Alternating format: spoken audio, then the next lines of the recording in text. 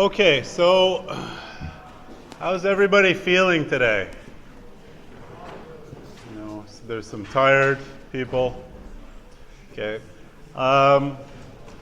Sort of post-mortem on assignment 1, about 75% of the class submitted something. Beyond that, I don't know yet. I've only looked at a handful of assignments just so the TAs could mark a few of them to calibrate. So just a couple of things about that. So hopefully, if you're here, you were among the 75% that submitted something. But even if you weren't among those who submitted something, you shouldn't panic because you struggled with assignment 1.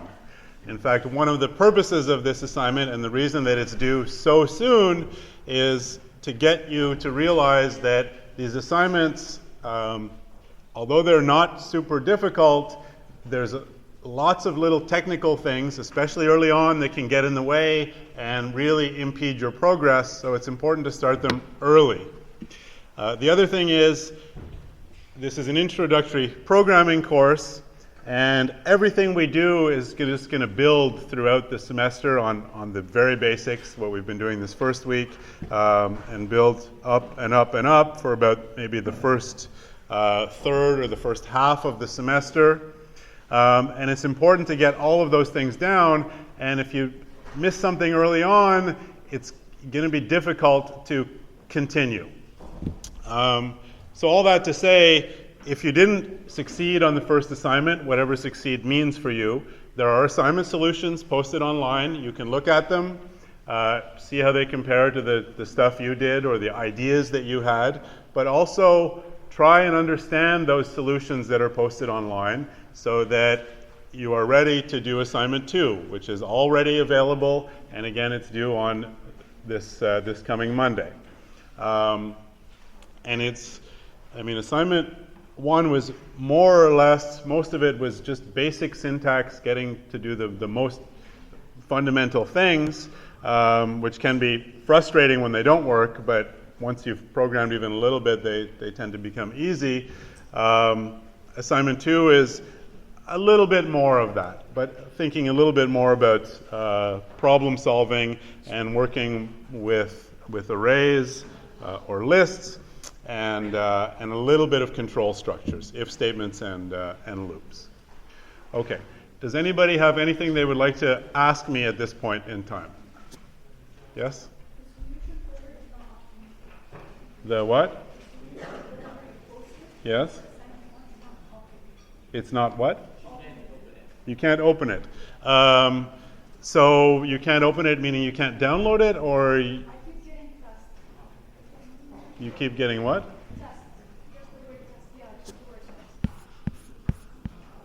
Let's see.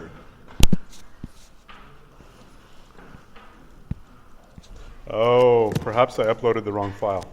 Okay. Yeah.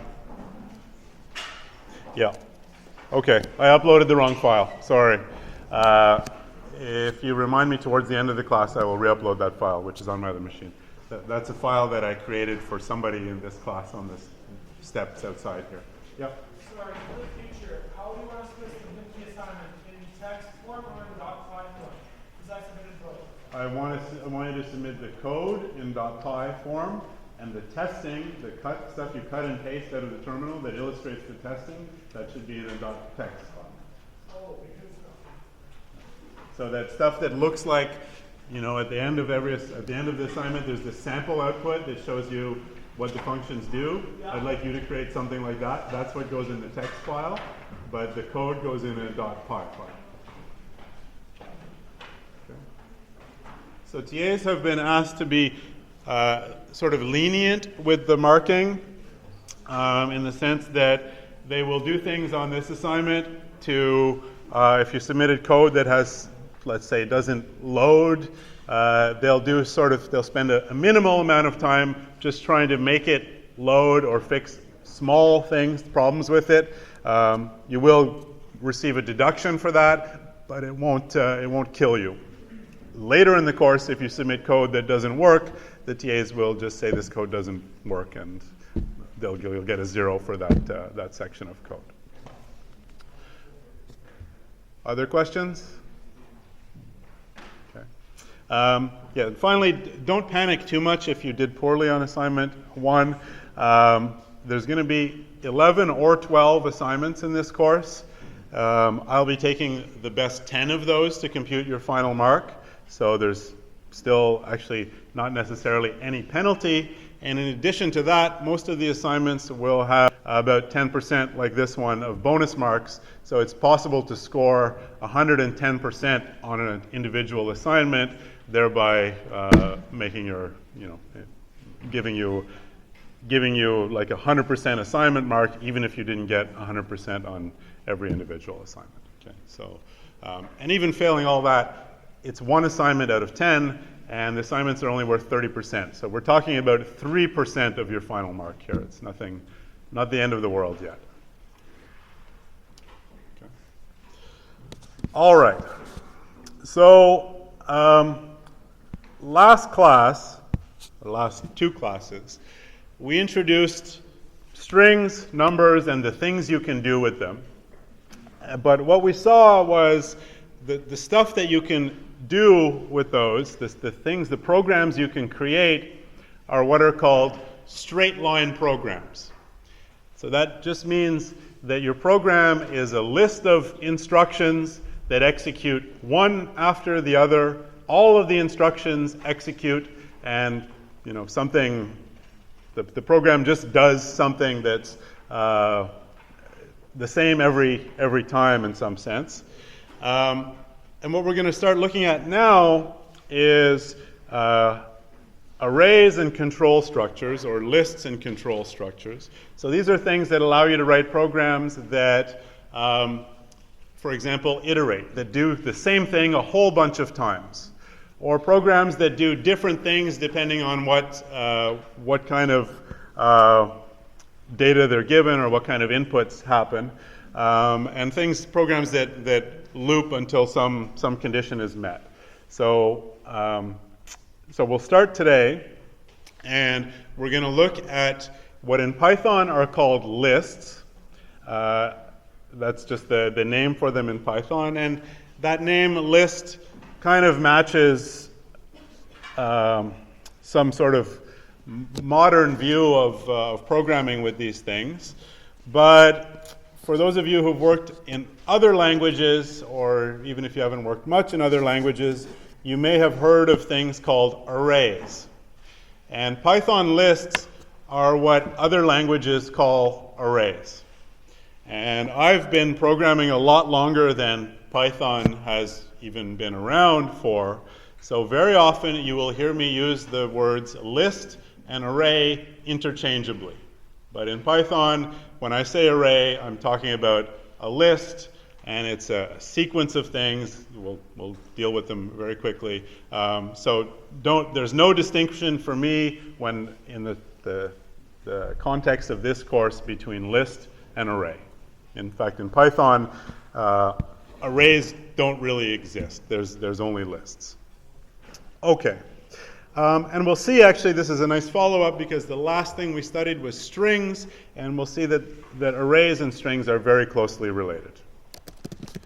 Okay, so let's start by firing up our interpreter. Good. Every line of that thing is visible now on both sides. Excellent. So the way you create arrays in Python is with square braces, or the most simplest way of creating them is with square braces. And you just make a list of the things you want to put in there. So for example, I can create an array called A that contains a few values, A, B, C, and maybe 1, 2, 3. We look at that. It displays them in a way that's similar to the way we create them, with square braces around them, and it's like a comma-separated list of items. In this case, the first 3 items are strings, A, B, and C, and the next 3 items are integers 1, 2, and 3. If you've worked in other languages, that already might seem strange to you. We have an array that can hold both lists and strings or both strings and integers at the same time. Okay? That's clear? Okay. So I said that these things were a lot like strings. Well, what can you do with strings?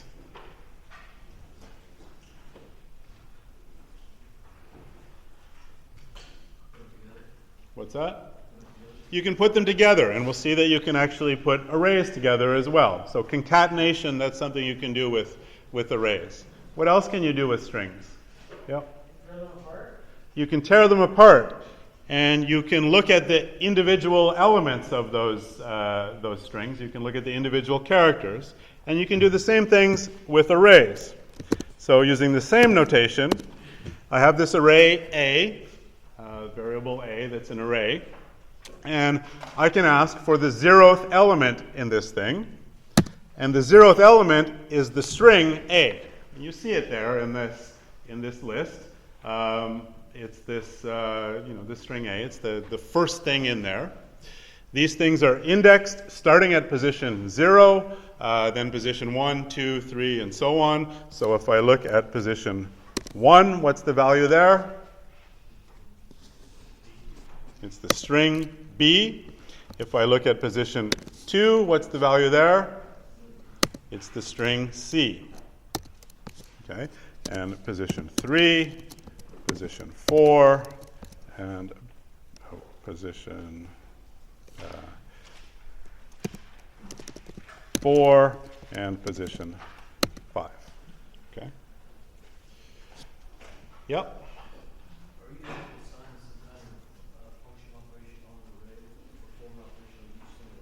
Yeah, we'll see you can iterate over arrays and do things to all the items.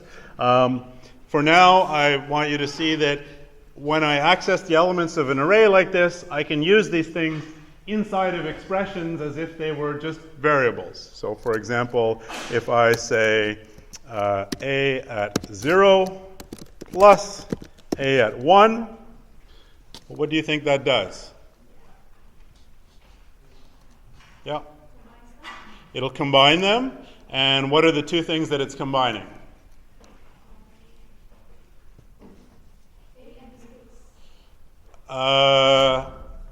Well, so what's A at 0? It's the string A. And what's A at 1? It's the string B. And what happens when you add two strings together?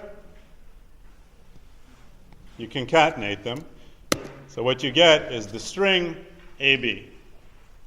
On the other hand, if I say, well, what was A at 3 and A at 4? That's 1 and 2. So if I say A at 3 plus A at 4, the result is 1 plus 2 is 3. So you can use these array values inside of expressions. For example, I could ask for A at 4 to the power 4, and that is indeed just the same as 2 to the power 4, because A at 4 is equal to 2.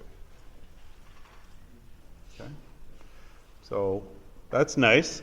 So you've got this big compound array or list of things, and you can access its individual values. That's good. In addition to that, you can also change the values. So I could say something like A at 0, 1, 2, 3, 4, 5. A at 5 is assigned the value 3. And if I look at A now, that last element, which is at position 5, it's changed from an integer, the integer 5, to the string THREE. Okay? So you can modify arrays, and you can use their individual values just like anything else. If they're strings, you can do whatever you can do with strings. If they're numbers, you can do anything you can do with numbers. Clear? Good. Well, we saw that with strings, there's a few more things you can do using the same notation, right? We saw strings like this.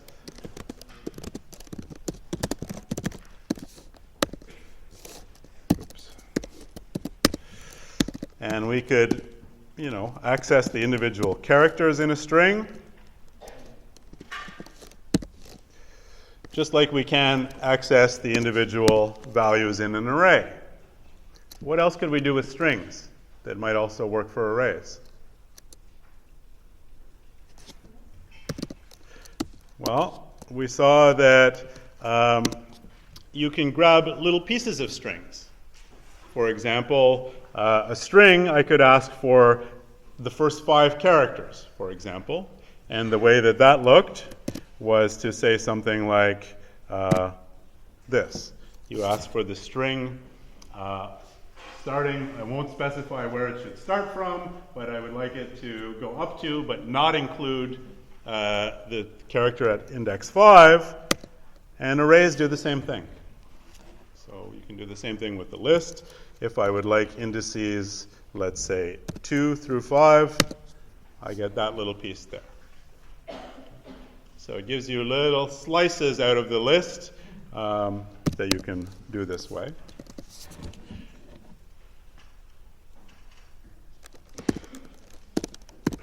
What do you think this will do?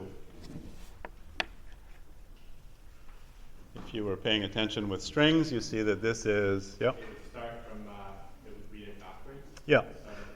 So when you index a string using negative indices, it just treats those as counting, those indices counting backwards, starting with the last element, which has index -1, and exactly the same thing holds here. Okay. And at index -2. And we also saw that you can do things with strings like get every second element with a piece of code that looks like this. It says, I want a slice out of this, in this case it's a list, or if you like if it was a string. I don't care where it starts, I don't care where it ends, but I want every second element. So skip an element every time. And indeed, it starts with the 0th element, and then the 2th element, and then the 4th element, which is this thing here.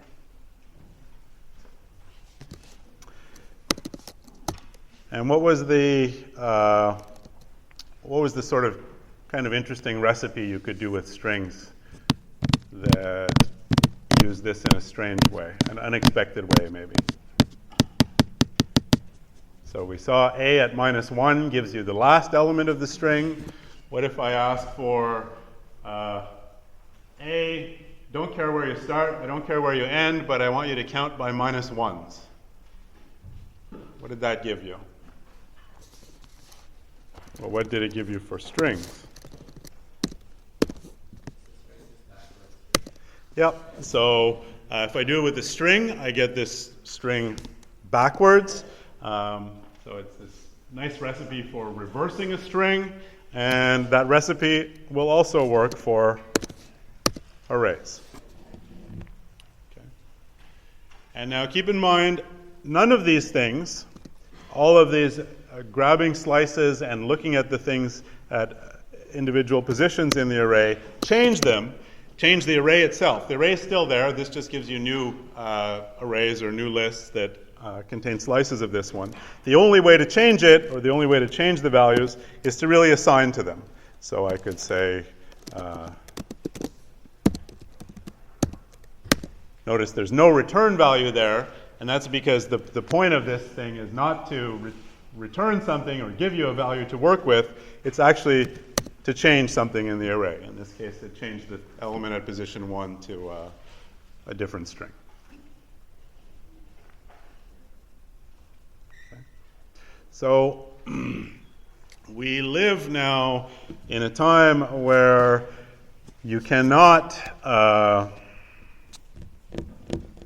read a newspaper or, for example, sign up, register for a degree program at Carleton University without seeing phrases like big data and scientific computing and all of these things. So the most fundamental thing for big data is these things, lists/arrays. It's a way of storing a whole bunch of data, a variable amount of data inside of somehow one thing, and storing it in a way that you can access its pieces and do things with the individual pieces and manipulate it. Yes? Is there a way to automatically fill a list? Yep, and we'll see a few examples of that. In fact, let's start with a very basic one, which comes from strings, because there's a way to take strings and break them up into lists, which turns out to be a fairly common operation. So let's say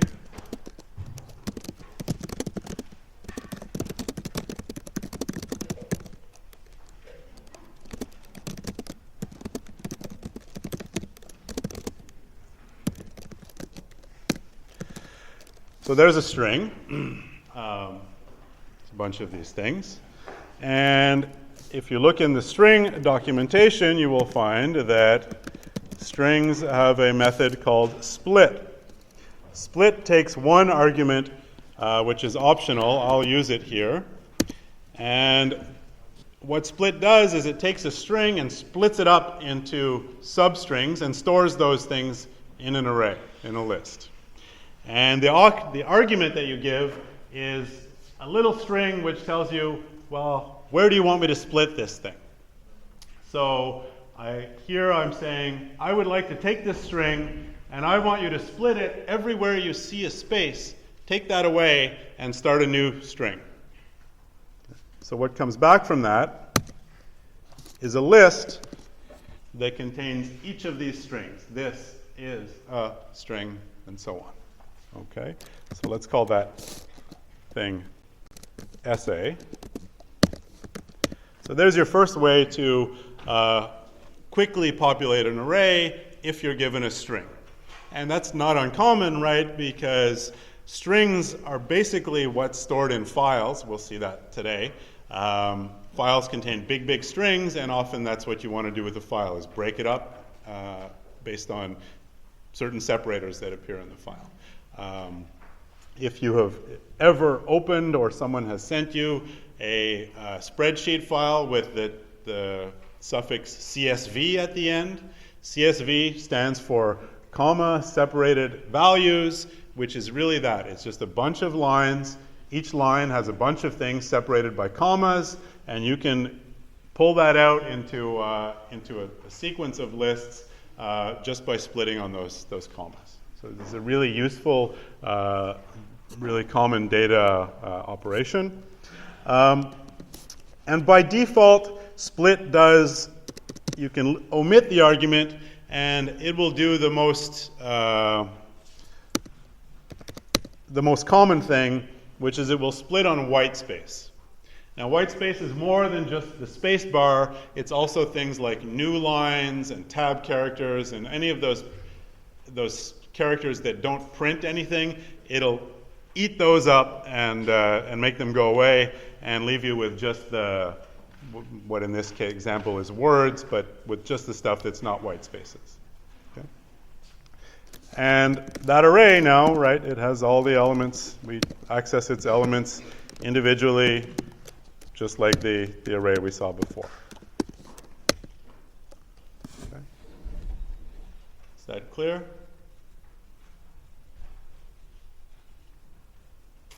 So let's recall, here's S. What do you think happens if I call s.split with an empty string?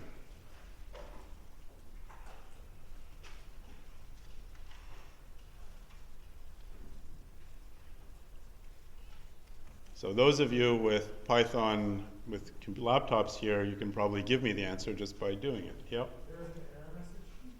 An error message. Empty separator. Good. That's actually not what I expected. So that seems to have changed in the recent implementations. Okay. Excellent. What if I call s.split with O in this particular example? Yeah. It would go and find, it would split each, it would split the string where it sees an O. Yeah. So that gives me these strings here. Let's call that SB. And indeed, there's where the first O is, right after the L in lot. And then it picks up right after that with the T in the space, and then the next word there is of, starts with an O, so that's gone. So it eats all of these separator characters. They go away, and the rest of them end up in this list. Now, so back to SA, this string that we split on spaces. There is a reverse operation to split, and it's called join. It's a string method that has a funny syntax, but we can maybe figure out how it works. So it does the opposite. You take a string which you want to be the separator, and then you tell it to join all the elements of a list using that separator. So what does that look like? Here's the string that I might like to be a separator, the space. That's how I got this string. And I take the list, SA, which is this list of strings, and I say, okay, now give me a string which you get by joining all these things, and between each of them put a space. So in this case, I get back the original string. A very useful thing. Join is a really handy method, and part of the reasons for that is it is annoying. It's annoying to have to code it yourself, because if you code this and you think about how you would do it, you'd write a loop, and then you realize actually it's not. It's a little bit. The structure is a little bit different than you expected, because if I take a string SA, in this case, here's SA, what's the length of it? It has 15 elements. How many spaces are in this string?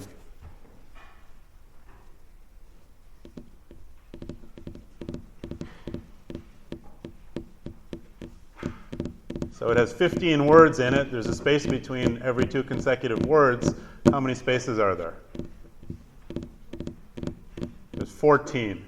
And that's like a sort of really common pattern, and it turns out that it's kind of an annoying pattern when you have to code it, because if you write a loop and the loop executes 15 times and it puts a space in each time, that's a problem. If the loop only executes 14 times, then how does it get all the words?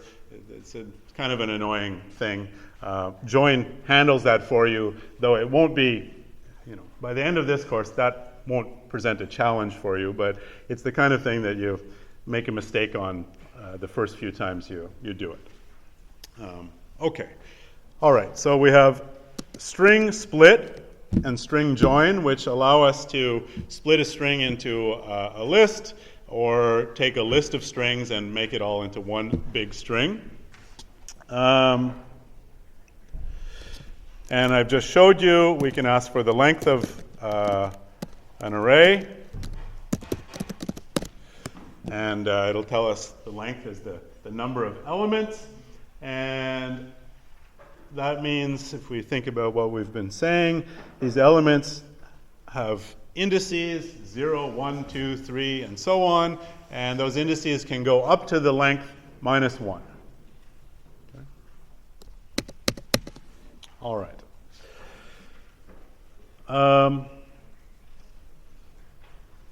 Good. Any questions so far?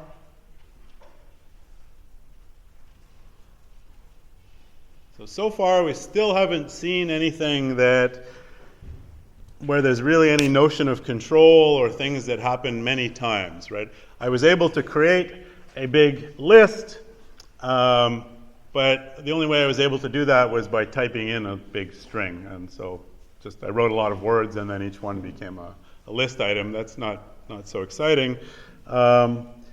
We still haven't seen anything where something happens a bunch of times. So for that, we're about to see our first control structure, which is a for loop. So let's get out of here and let's write a program.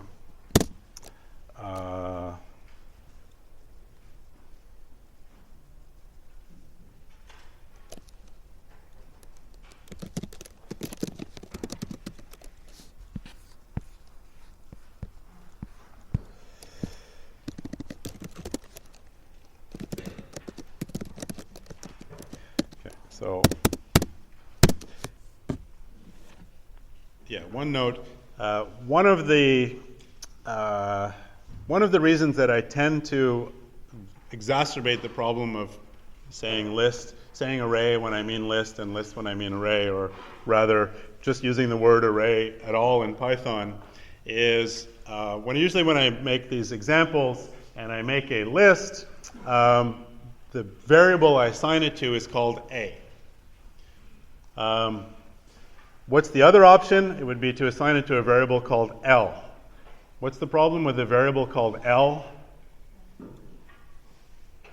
And why we should never use a one-letter variable called L when we're programming? Yep. Looks too much like 1. And that confuses a lot of people, myself included. L's and 1s look too close, and in some cases, if you're using the wrong text editor with the wrong font, they're indistinguishable. They're just a vertical bar, so not so good. So I'll use A. In general, just a word of warning to you guys, try not to use one-letter identifier where the identifier is L. It's not illegal, but it's difficult to read. Okay, so let's say we just want to print all the elements in a list. And for that, we can use this structure called a for loop. And it looks like this. We say for x in A.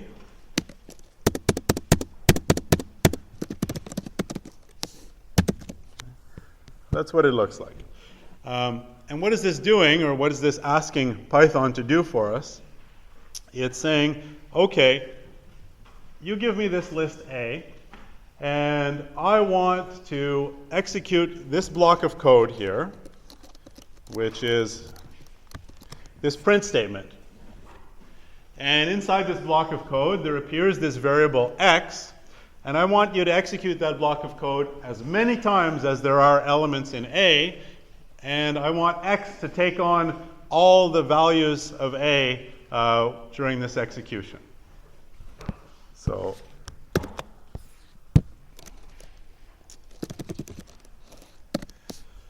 let's say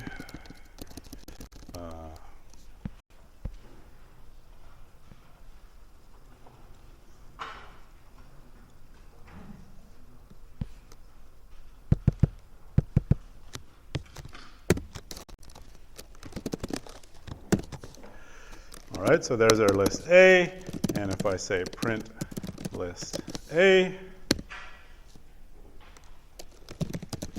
I actually have to load the file that I wrote. It's called day3.py. It is saved, I think. No, an A is not defined. There's A, print list A, and indeed, it goes through the elements of the list one at a time, starting at the beginning and having all of them go on through all of them, and x takes on each of those values and gets printed. But I could put any code that I want in there, right? So it doesn't have to be just printing the value of x. It could be, for example, printing the value of x times 2.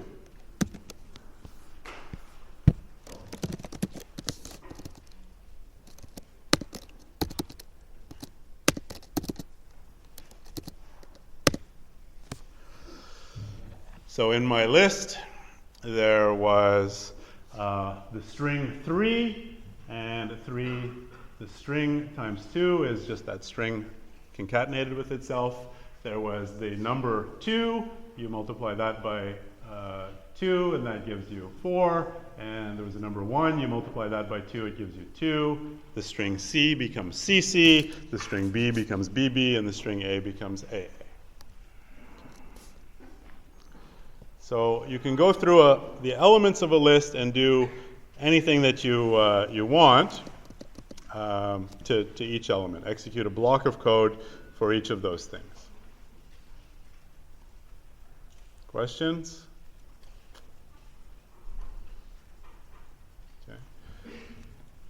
Now, here comes another way to create lists, which is a way to make lists as big as you want very quickly. And that is,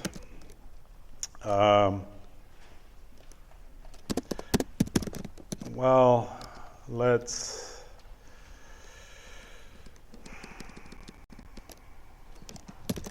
me just check something.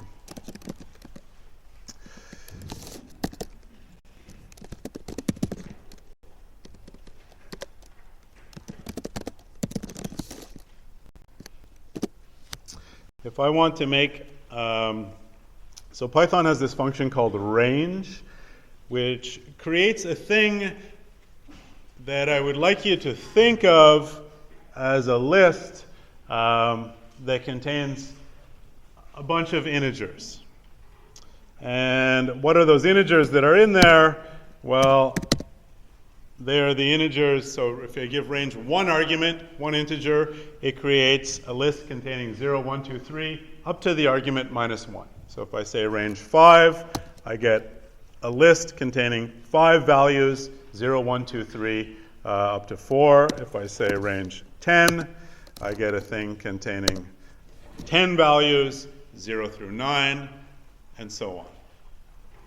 And I can do 100, 1,000, a million, you name it. Okay? Clear?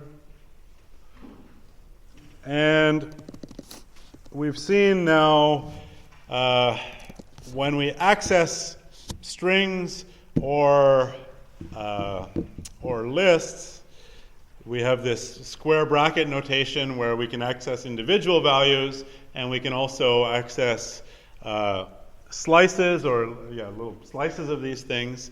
And the range function behaves in a very similar way. As there's a one argument version, which we just specify a value like 100, and it gives us 0 through 99. There's a two argument version where we specify a start value and a stop value. So for example, I could say 6 through 100, and that gives me 6, 7, 8, 9, 10, and so on, up to 99. And there's a three argument version where the third argument is the stride,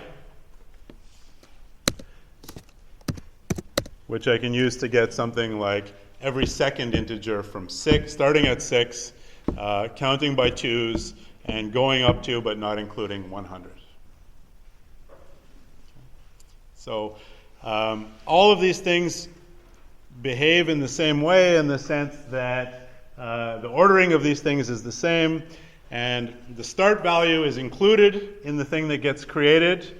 The stop value is not included. And the stride is, well, the stride is the stride. By default, it's 1, but it could be a positive thing. Okay? All right. So let's define a function then that counts.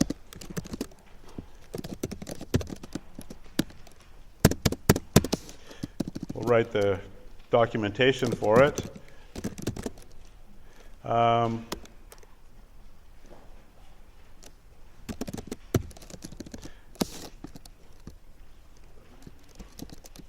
Let's be even more specific. Print each integer from 1 to n. Okay? So I'd like to make a function that prints you give it an argument n, and it should print every integer from 1 to n. So, how would I start?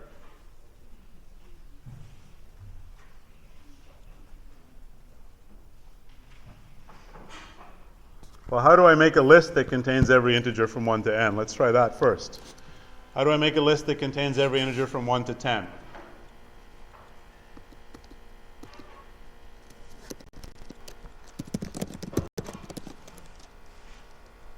So that's starting at 1. It's a range that starts at 1. And does it go up to 10? If I try 10, it doesn't quite make it there. Because remember, it goes up to, but not including that stop value. So we would want actually 11. Okay. So if I want to go from 1 to 10, I take a range from 1 to 11. So here, in writing this function, I'll want a range from 1 up to n plus 1. Okay? Now, I would like to print every value in this range. How do I do that?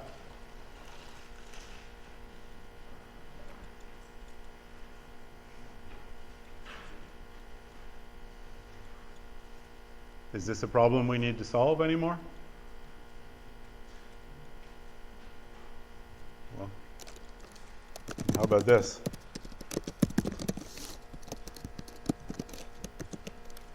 I mean, we just wrote a function that prints every value in a list, and we just learned how to make a list with all the values we want to print.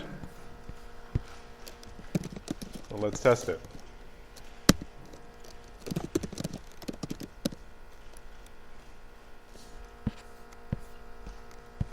What went wrong?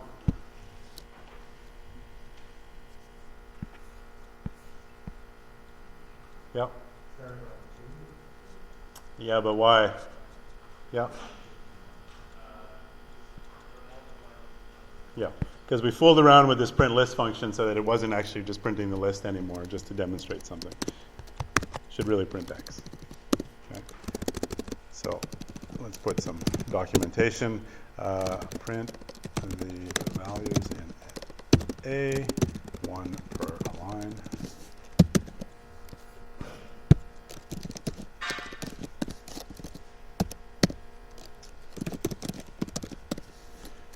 Counts from 1 to 10, count to 20, count to 5.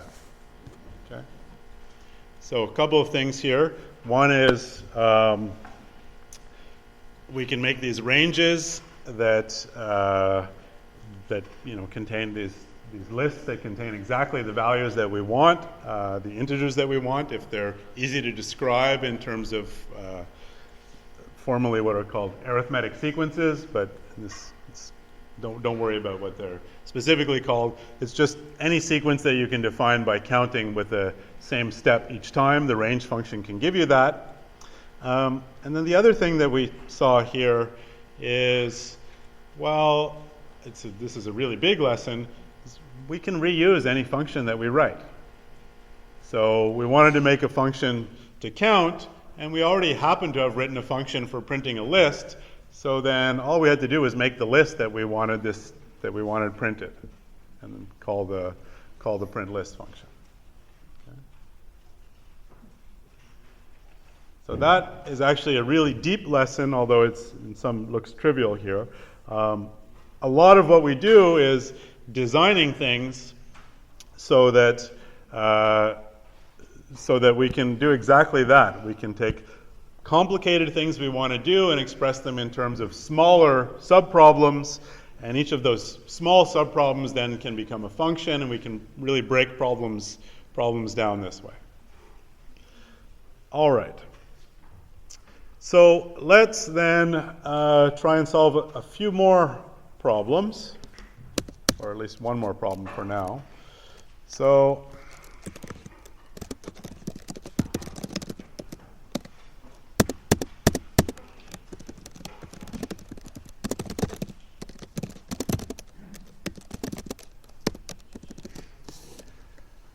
So suppose, and this is a fairly common thing, someone gives you a list and you decide, I don't want the stuff in that list anymore. I would like to set all the values in the list to 0.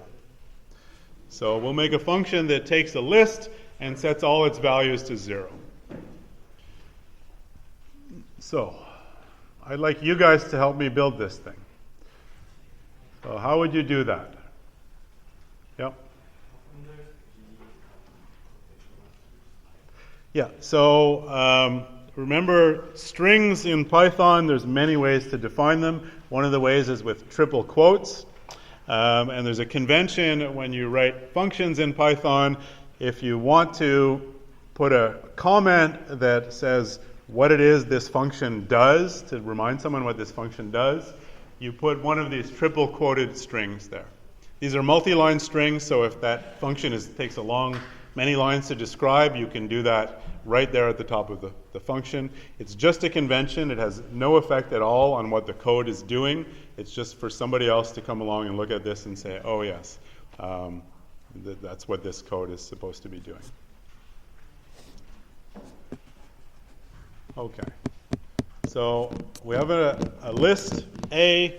We want to set all its values to 0. So that would, if we try and do this,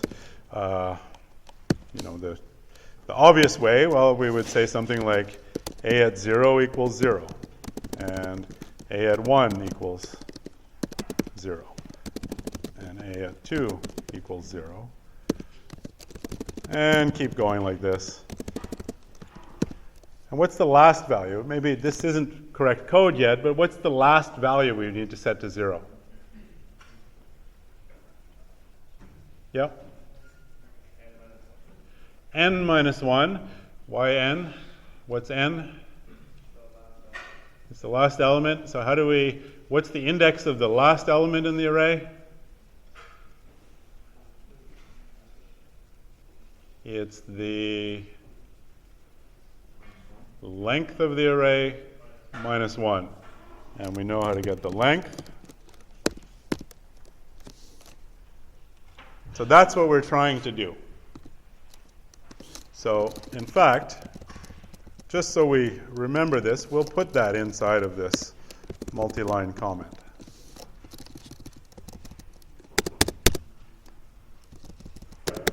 This is not Python code. This is something that's pseudo-English/Python explaining to somebody what it is we're trying to do. So how do we accomplish this? Yeah.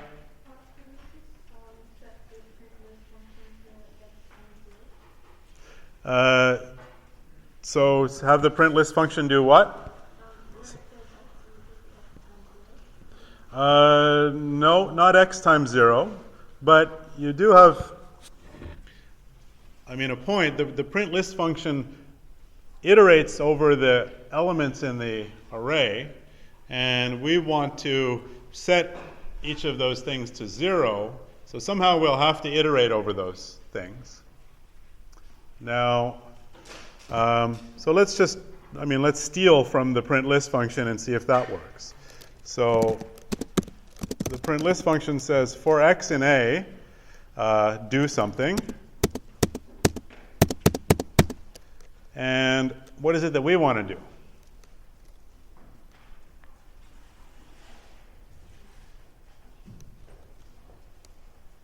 The sort of natural thing looks like we want to set x to 0, right?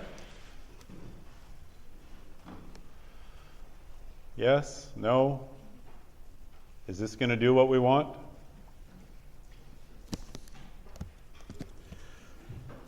Well, let's see. Let's make an array.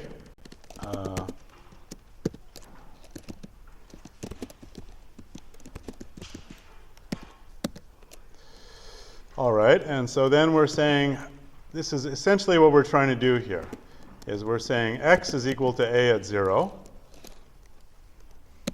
Yeah, because that's the first thing that's going to happen when we iterate this loop. X is going to take on the value of A at 0. And then we're saying x is equal to 0. Is that what we want? Is the array changed? No. The array is the same. X is equal to 0, but that first value in the array is not changed, right? Because all I did was say, here's X. I want it to take on whatever value is stored at position 0 in the array. That happens. And then the next line says, well, here's X. I want it to take on the value 0 now. But that has no effect on what's in the array. So we're better off if we go back and look at our comment here. This basically explains how we need to do this, right? We need to set a at 0 equal to 0. And then we need to set a at 1 equal to 0, and a at 2 equal to 0, and a at 3 equal to 0. So that means we're iterating over something, but it's not the values in the array. Actually, the numbers that we want are those integers, 0, 1, 2, 3, 4, up to the length of the array minus 1. So how do we get those?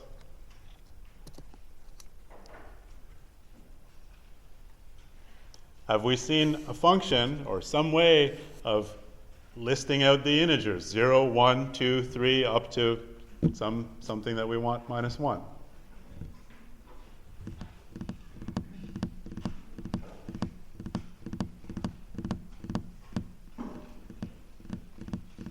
So what functions have we just seen? Yep. Exactly. So we've seen this range function which counts like that for us, right? The range function makes lists that contain 0, 1, 2, 3. In fact, that's the default behavior. The range function, you give it an integer, n, and it'll count 0, 1, 2, 3, 4, 5, up to n minus 1. So what we actually want to do here is not iterate over the values in A, but we want the indices in A, which we can get just like here. If we look at A, it has 3 values. The length of A is 3. And if I say, give me a list which is a range of length 3, then it will contain 0, 1, and 2. Exactly the values that I want to iterate over if I want to change all the values in A, right? So I want to iterate over 0, 1, 2, 3, 4, 5, up to the length of A minus 1. And I'll have this variable I that takes on those values. And then I'm going to do exactly what the comment says and say, well, set A at I equal to 0. Okay. And if you want to, we can really walk through this. We can say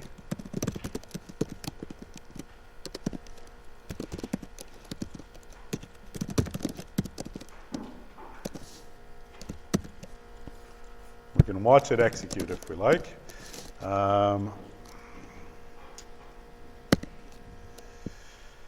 Okay, so A is equal to list range 5. So there's A. And if I say 0 list A,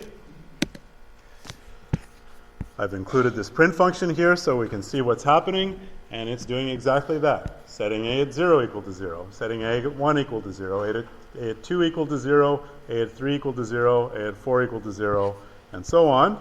And now if we look at A, indeed, A is filled with zeros. So these for loops, they will allow us to iterate over the values in an array, which is sometimes what we want, but if we use the range function, they'll also allow us to iterate over the indices of the array, which is what we need if we want to change those things in the array.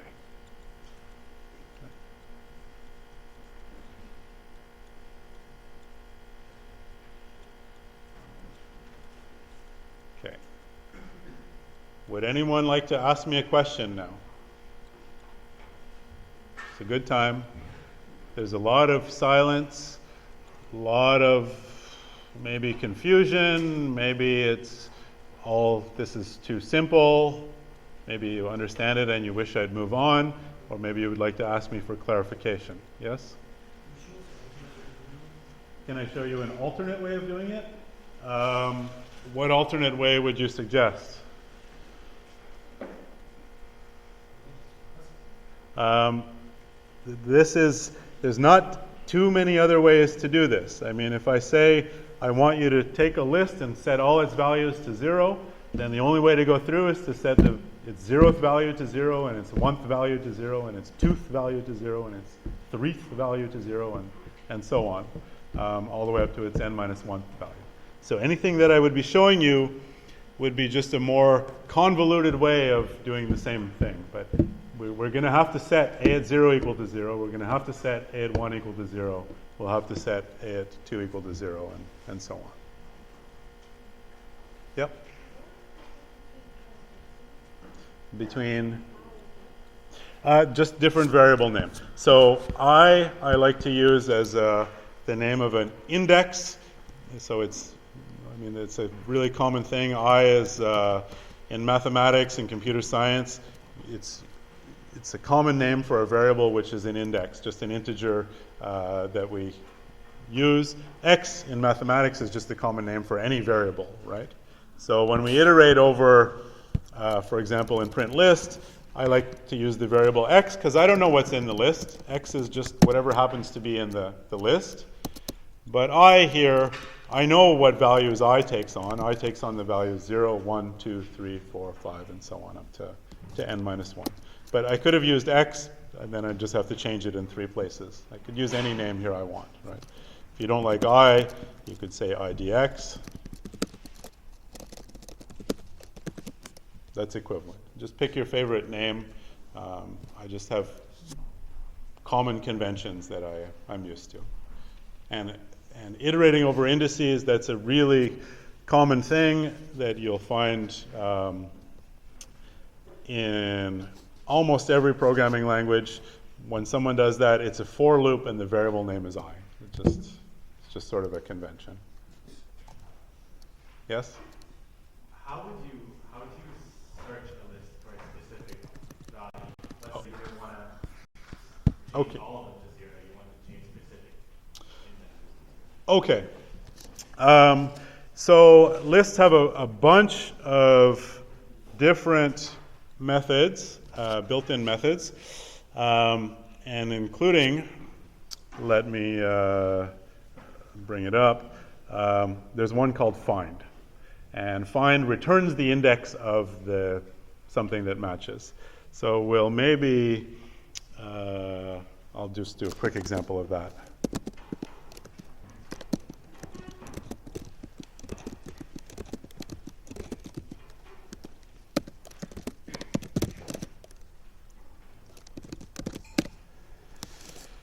Oh, not find.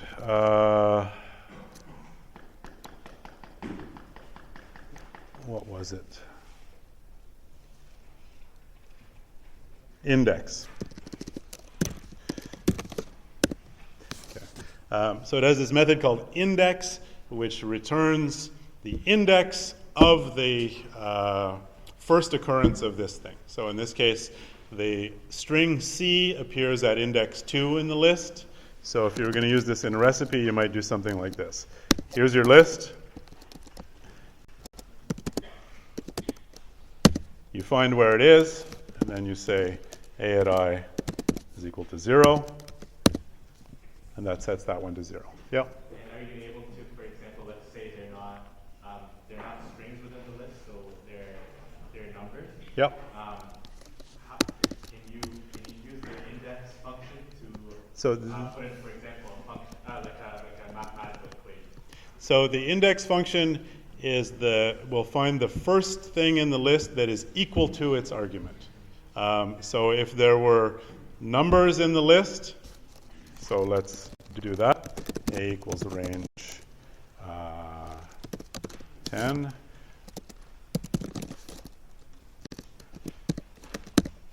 So 0 through 9. And let's say a dot index of 2 times 2. That returns 4, because at index 4 is the integer 2 times 2, 4. Yeah. But there's nothing special happening there. All that happens is this 2 times 2 is in parentheses here, so it gets evaluated, 4. So then it's just like you're calling index 4.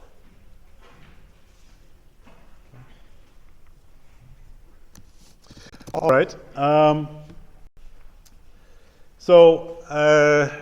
Strings, we saw you can concatenate using plus, and arrays you can do the same thing. So here's A, and if I say A plus A, I get A concatenated with itself.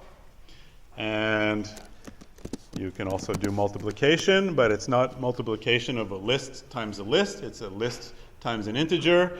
And so A times 3 is just the same thing as A plus A plus A, as you would expect. Now, none of those things affect A. They just create new lists that are, in this case, bigger. Okay. Now, there's a few things you can do that actually change the list. So I can say a.append 10. Notice there's no return value there, so that when I evaluate it, nothing comes back, but it has an effect. The list is changed. There's an extra element in the list now. And that's a pretty common thing for functions to either return a value or have a side effect. So if you recall some function and nothing comes back, it probably modified something. Okay? That's a good rule of thumb. All right, so now I want to do a couple of quick examples to see the kinds of things that,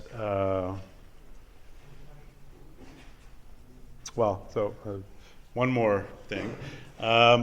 So you can modify arrays, you can do addition and multiplication, so you can add 2 arrays together and multiply an array by an integer to get this concatenation.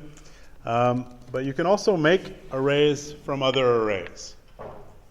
So for example, I've got this array or list A, and there's a feature in Python called list comprehension, which says it combines several things from other languages, but basically says I want to take a list, an existing list, and transform it somehow.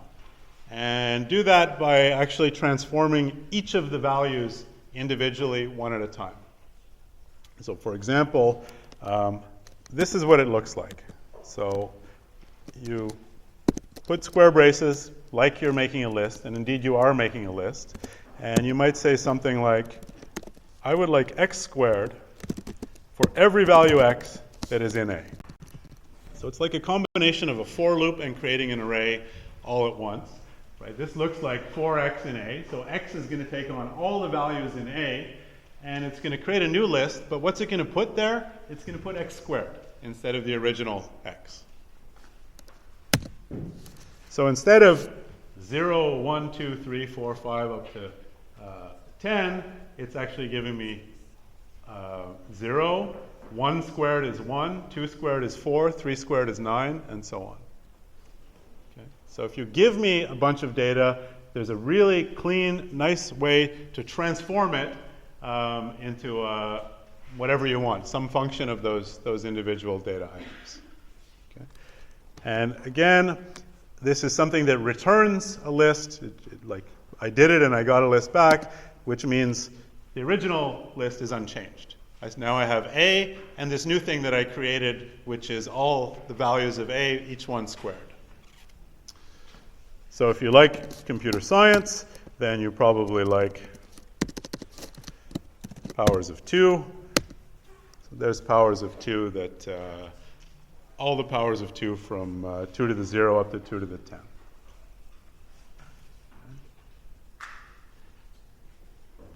So this now is an incredibly powerful thing.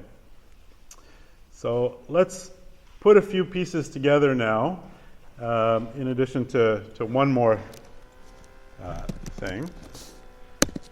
So on my system, this is a standard Linux system, and it might be there if you have Mac OS as well, but there's a file /user/share/dict/words. Let's copy that right here. So if it's not on your system, you can get it from the Dropbox directory. So let's see what's in that file. It's a list of words sorted alphabetically, and this list is used by all the things in this operating system that want a spell checker of some kind. So whenever they implement some lousy spell checker, and you write something and it's checking your spelling, it's really just checking to see if the thing you wrote is somewhere in this list, or some version of it is in this this list. And it's a pretty long one, right? We're still in the A's, into the B's. In fact, these are the capital A's, capital B's, and capital C's. It'll take a while even to get out of the capital things into the lowercase things. So that's a big list. In fact, it is 102,000. It has 102,305 lines in it, and that's how many words are in there. So, all right. And here's a little recipe that, let's say, words is equal to open. So I give it the file name that I want it to open. It happens to be now in the current directory. It's called words. I tell it to read that file. And remember, the split function by default splits on white space. And this file is set up so that it's just one word per line. And well, white space, I said, is a sort of general thing. It includes spaces, but it also includes new lines. So by doing this, I get a list of words, which is exactly the number of lines in this file in this case, because there's no other spaces in this file, because each line only has a single word. So, and I can look at it. What was words at 0? What was words at 5,000? What is words at 50,000? It's a big list, 100,000 of these things. All right. So let's pretend it's all the words in the English language. For sure it's not, but it's a pretty good sample of them, and certainly the most common ones are there. So, does anybody know what a palindrome is? Yes, what's a palindrome? For example, race car, you can say race car backwards and forward. Yeah. So a palindrome is a word that if you reverse it, it's the same word. Okay? So let's see if we could somehow find all the palindromes in the English language. All right, so I have this list of words, 102,000 of them, and I want to make a list that contains only the palindromes.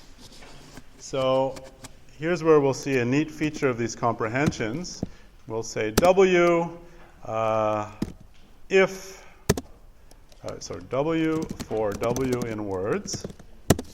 So I don't want you to transform the word. I don't want you to do anything. Just give me back the word, but only if it meets a certain condition. And that condition is being a palindrome. Well, let's start with a simpler condition first and see if this will even work for us. So I only want you to give me the words, let's say, that start with zoo. So this is similar to what we saw before. This explains what I want in my output list. This says for all the W's in this other list called words, And now there's this extra clause that says, but only if this condition is true. So I only want the words that start with zoo. And there they are. They're out of the 102,000 words in this dictionary. They're the ones that start with ZOO. Okay. So if I want palindromes, then all I have to do is figure out what that condition is that I should put here. So instead of starting with zoo, I want a different condition. So palindrome is a word that is the same as itself reversed.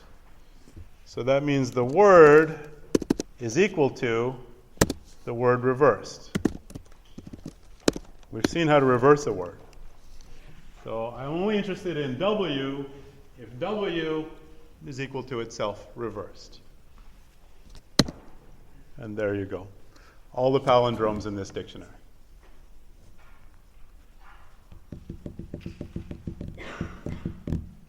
Okay? I mean, that's a pretty powerful thing we just did there.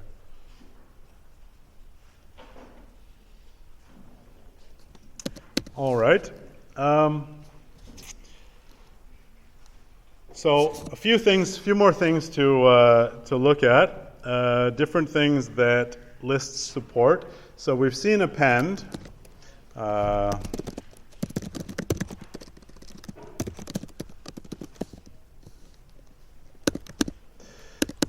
So we can say a.append, and indeed that appends something to the end of the list, an individual element. There's another one called extend. So let's say B equals list range 3. And I can say a.extend B. And the difference between append and extend is append takes one value and sticks it on the end of the list. Extend takes a whole list and sticks it on the end of the list. Okay. So extend is like the add operation, right? If I said, if before I did this, if I said A plus B, I would get a list that contains all of these things. But it's the add operation that modifies the first one. Right? This changes the value of A. Normally, if you say A plus B, neither A nor B is changed, but you get a whole new list. So you can extend a list. You can insert into a list. And to do that, you specify the position and the value you want to insert. So let's say I want to go to position 4, and I want to insert the value, the string x. Then what happened is the element that used to be at position 0, 1, 2, 3, 4, there it is, it got moved out of the way, pushed to position 5, and the value x got pushed into position 4. Okay, so you can insert into a list. You can also remove things from a list. So I can say remove 6. And remove behaves like the index operation. It goes through the list and finds the thing that's there, the value 6, and takes it away. There's a oddly named function called pop, which is just like remove, except instead of taking the value that you want to remove, it takes the index. So in this list, if I remove the element at index 4, what's going to disappear? What value is going to disappear? No. Those of you who are saying 3, you have the right reasoning, but you're forgetting to count starting from 0. So 0, 1, 2, 3, 4 at position 4 is the value x, and that removes it and also returns it. Okay. We've seen index. That just tells us where something is in the list. And we can do, there's also a count. So if I say count 6, how many times does the value 6 occur in the list? It occurs 0 times because it doesn't appear. How many times does the value 7 occur? It occurs once. It appears exactly once. How many times does the value 0 occur? Well, it appears twice. Once at the beginning and once 3 positions from the end. You can also sort a list. Notice that nothing is returned, so that must mean that the list was changed. And indeed, now the list is in sorted order. And you can also reverse a list, which puts it in, makes it reversed. So all those operations are destructive, or meaning that they modify the list that they're given. We saw that there are other non-destructive ways of doing some of these things, like to reverse.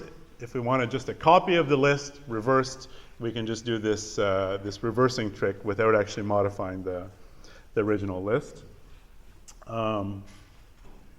Okay. Yep. Sorry, I'm still a little lost about pop rows. Oh, pop. Let me make a list which is a little bit easier to see what's happening. It's very convenient to have lists that store integers, but then it's confusing because they're storing integers and their indices are also integers. So here's a list that's storing strings. And so remember, A at 0 is the string A at 1 is the string C, and so on. So if I do something like a.pop2, then it's going to give me back D, but it also takes it away. Okay. So it takes away the tooth element in the list and tells you what the value was that used to be there. Okay. And you may notice that I speak awkwardly about lists. I don't know if I explained this about strings. Because they're indexed from 0, I don't like to say things like the first, second, and third, because if I say first, do I mean A at 0 or do I mean A at 1? So I'll say 0th, 1th, 2th, and so on. Sounds really strange, but it helps you remember that I'm talking about indices. All right. Now, here's going back to this words thing. Does anybody remember, where are we? Anybody know what an anonym is? What's an anonym?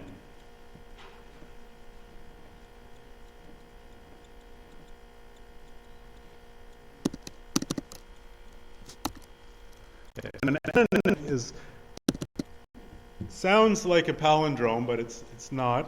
An anonym is a word that if you reverse it, that's also a word, but not necessarily the same word. Okay? So it just says if I take this word and I reverse it, then I can look it up in the dictionary and I'll find the reverse of it there. Okay? Now, one of the things you can ask about lists is if something is in the list. So for example, in this words list, I can ask if bread is in words. And the answer is true, because somewhere in that enormous list, bread is there. In fact, we can know exactly where it is if we want by asking for its index, and it's the 27,430th word in the dictionary. But that now gives us this recipe. If I want the anonyms, then I can ask for all the words W that are in this list if the reverse is also in the list. So if that thing is in words. So who thinks this will work? And give me all the anonyms? Sounds sound? Who thinks it will work before this class is over?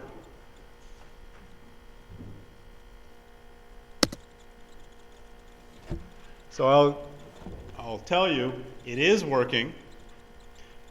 But if we think about what it's doing now, it's going through a list of 102,000 words. For each of those words, it's reversing it. 102,000 is not so much. But for then each of those reversed words, it's looking for it in that list of 102,000 words. So that means if you think about how many operations this is doing, this is about 102,000 times 102,000. So that is a number that has 10 zeros in it. So that's a 1 followed by 10 zeros. That's how many operations it's doing. It'll finish in about a minute or so, but not quite yet. It might finish by the time I'm packed up. So that's a good place to leave it for today. You can sit and watch the screen if you'd like to see it finish.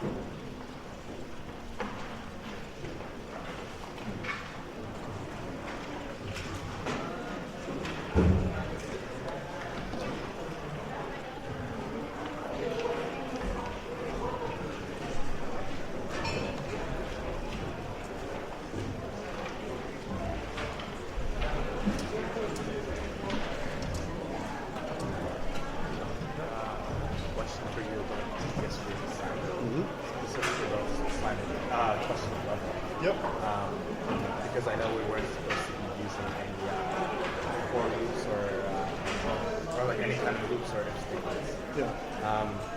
So what I did is I did something similar to the dot index function, and then set a value between 1 and 9. Yeah, so the cleaner way to do that is you take the log base 1,000, and that'll tell you, right, if that number is between 0 and 1, that means that this thing has between 0 and 1,000 bytes in it, which means you should be using the byte modifier. If that number is between 1 and 2, then that means it has somewhere between 1,000 and a million things in it, so you should be using kilobytes. So log base 1,000 is the most obvious way of doing it, the floor of that. And then that gives you a number that's, it's an integer, and if it's that integer is 0, it's bytes. If it's 1, it's kilobytes. If it's 2, it's megabytes. If it's 3 or more, then gigabytes, terabytes. The one thing I couldn't get this the way I did to do is in the example in the assignment, the last one had a number exceeding terabytes. It's done. Had a number exceeding terabytes, the range of terabytes. And I couldn't get the function to do that. Yeah. It was out of range. So the TAs are still going to give most of the marks, even if you end up using something that's, even if you use if statements. Is that a form of this thing? Would that count? It kind of is. I mean, the other thing is if you wanted to work for arbitrary things, then you probably end up having to use like the min function. Or something like that. Min is it's hiding the if statement. Okay, yeah. Okay. Thank you. Hi. Okay, so I forgot to send along with my assignment the Test output? Yeah.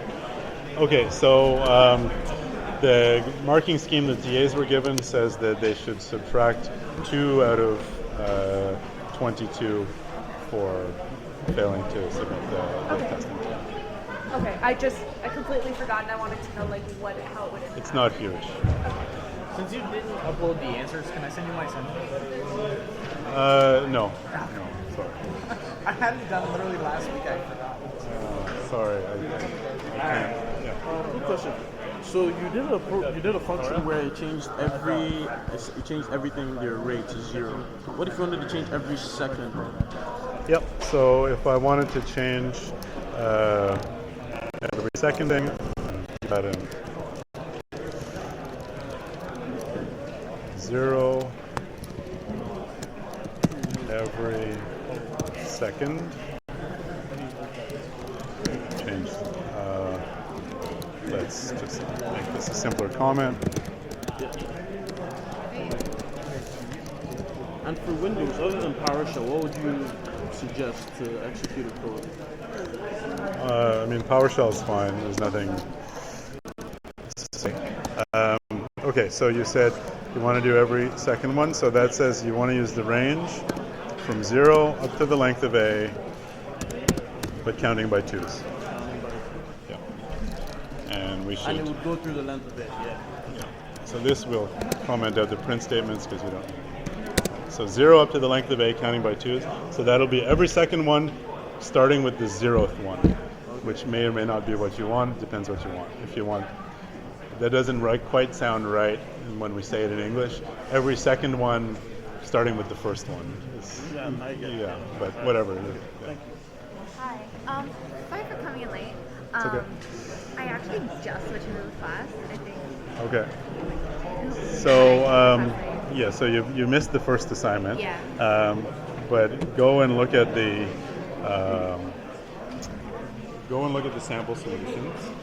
That's fine, and the videos from the first 2 lectures. That reminds me, I should stop this.